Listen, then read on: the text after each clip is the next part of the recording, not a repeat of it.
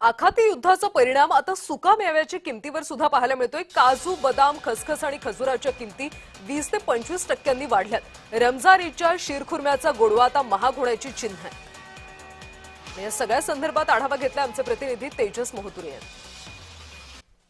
Iraq-Iran युद्धाच्या पार्श्वभूमीवर सुकामेव्यात वाढ होण्याची शक्यता आहे ती वर्तवली जात आहे। सध्या तरी स्थिर संपूर्ण बाजार आहे, मात्र वाढ होण्याची शक्यता जी आहे ते व्यापाऱ्यांनी व्यक्त केलेली आहे। आपल्या संपूर्ण संदर्भात आपल्यासोबत महावीर जे सुकामेव्याचे मोठ्या प्रमाणात विक्री केली जाते या दुकानाचे मॅनेजर आपल्यासोबत आहेत। काय सांगाल, एकूणच जे आहे ते वाढ होण्याची शक्यता वर्तवली जातात, काय संपूर्ण सध्याची परिस्थिती सुकामेव्याची आहे?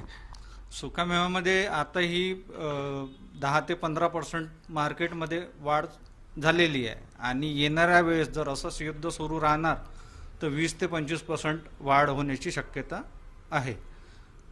काय कुठल्या भागातून आपल्या याच्यातून जे आहे ते किसमिस असेल, काजू असेल, कुठल्या भागातून सर्वाधिक येते?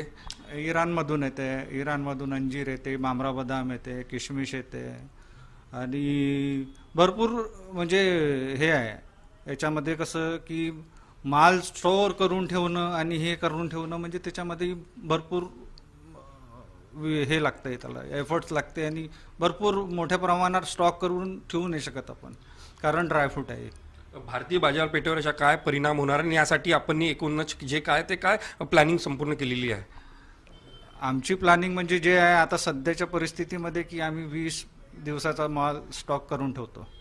बाकी जे आहे आणि जास्त आपण ठेवू नाही शकत ना स्टॉक करून, कारण माल आहे तो म्हणजे खराब होण्याची शक्यता राहते, मॉइश्चर पकडते, उन्हाळा आहे, या गोष्टी हे करून आम्ही कमीत कमी 20 दिवसाचा माल जमा करून ठेवलेला आहे।